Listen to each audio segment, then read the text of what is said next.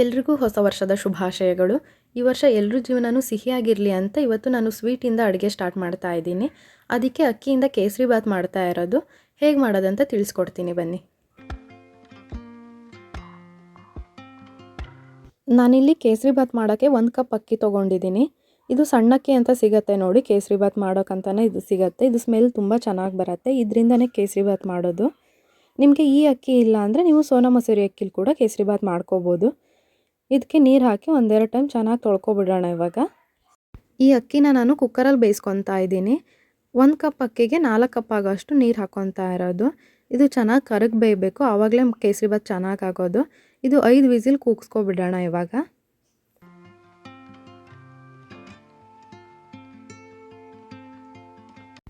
ನೋಡಿ, ಅನ್ನ ರೆಡಿಯಾಗಿದೆ. ಇವಾಗ ಈ ಥರ ಚೆನ್ನಾಗಿ ಬೆಂದಿರಬೇಕು. ಒಂದು ಅಗಳು ತೊಗೊಂಡು ನೋಡಿ, ಗೊತ್ತಾಗತ್ತೆ. ಈ ಥರ ಕರಗಿ ಬೆಂದರೆ ಚೆನ್ನಾಗಾಗತ್ತೆ. ಈ ಕಡೆ ಒಂದು ಪಾತ್ರೆ ತೊಗೊಂಡಿದ್ದೀನಿ. ಇದಕ್ಕೆ ಒಂದು 2 ಟೇಬಲ್ ಸ್ಪೂನ್ ಆಗೋಷ್ಟು ತುಪ್ಪ ಹಾಕಿ ಇದಕ್ಕೆ ಡ್ರೈ ಫ್ರೂಟ್ಸ್ನೆಲ್ಲ ಹುರ್ಕೊಬಿಡೋಣ. ಇವಾಗ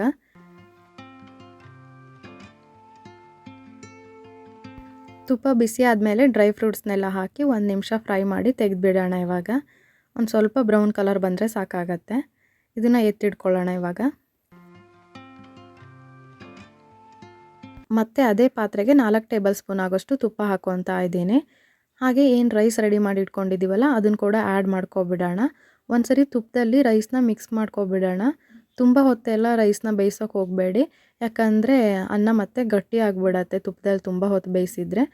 ಅದಕ್ಕೆ ಒಂದ್ಸರಿ ಮಿಕ್ಸ್ ಮಾಡಿ ಈ ಥರ ಇದಕ್ಕೆ ಸಕ್ಕರೆ ಆ್ಯಡ್ ಮಾಡ್ಕೊಬಿಡೋಣ. ನಾನಿಲ್ಲಿ 3 ಕಪ್ ಸಕ್ಕರೆ ತೊಗೊತಾ ಇರೋದು. 1 ಕಪ್ ಅಕ್ಕಿ ತೊಗೊಂಡಿದ್ನಲ್ಲ, ಅದಕ್ಕೆ 3 ಕಪ್ ಸಕ್ಕರೆ ಹಾಕ್ಕೊತಾ ಇದ್ದೀನಿ. ಚೆನ್ನಾಗಿ ಒಂದ್ಸರಿ ಸಕ್ಕರೆ ಎಲ್ಲ ಮಿಕ್ಸ್ ಮಾಡ್ಕೊಬಿಡೋಣ. ಅನ್ನ ಸಕ್ಕರೆ ಎಲ್ಲ ಮಿಕ್ಸ್ ಆಗಲಿ.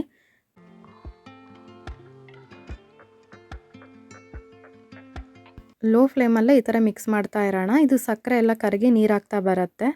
ಹಾಗೆ ಇದಕ್ಕೆ ಒಂದು ಸ್ವಲ್ಪ ಕಲರ್ ಆ್ಯಡ್ ಮಾಡ್ತಾ ಇದ್ದೀನಿ. ಇದೆಲ್ಲ ಒಂದ್ಸರಿ ನೀಟಾಗಿ ಮಿಕ್ಸ್ ಮಾಡ್ಕೊಬಿಡೋಣ.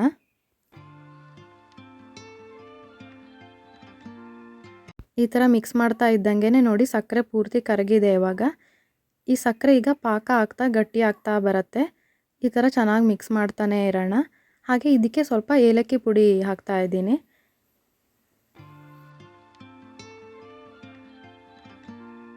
ಲೋ ಫ್ಲೇಮಲ್ಲೇ ಈ ಥರ ತಿರುಗಿಸ್ತಾ ಇರಿ, ಇಲ್ಲಾಂದರೆ ತಳ ಹಿಡಿದು ಬಿಡತ್ತೆ.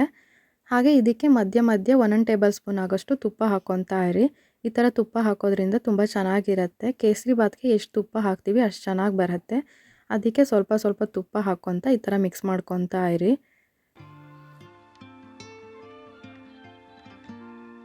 ಈ ಥರ ಮಿಕ್ಸ್ ಮಾಡ್ತಾ ಇದ್ದಂಗೆ ಸಕ್ಕರೆ ಪಾಕ ಎಲ್ಲ ಗಟ್ಟಿ ಆಗ್ತಾ ಬರುತ್ತೆ ನೋಡಿ.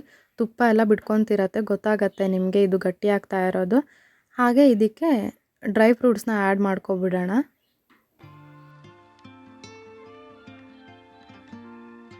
ಡ್ರೈ ಫ್ರೂಟ್ಸ್ನೆಲ್ಲ ಒಂದ್ಸರಿ ಮಿಕ್ಸ್ ಮಾಡಿ ಈ ಥರ ಮೇಲ್ಗಡೆ 1-2 ಟೇಬಲ್ ಸ್ಪೂನ್ ಆಗೋಷ್ಟು ತುಪ್ಪ ಹಾಕ್ಬಿಡೋಣ.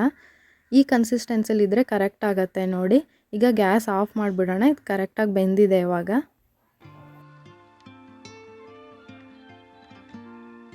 ನೋಡಿದ್ರಲ್ಲ ಎಷ್ಟು ಸಿಂಪಲ್ಲಾಗಿ ಕೇಸರಿ ಬಾತ್ ಮಾಡ್ಬೋದು ಅಂತ. ವಿಡಿಯೋ ಇಷ್ಟ ಆಗಿದೆ ಅನ್ಕೋತೀನಿ. ಇಷ್ಟ ಆಗಿದ್ರೆ ಲೈಕ್ ಮಾಡಿ, ಶೇರ್ ಮಾಡಿ, ಸಬ್ಸ್ಕ್ರೈಬ್ ಮಾಡಿ.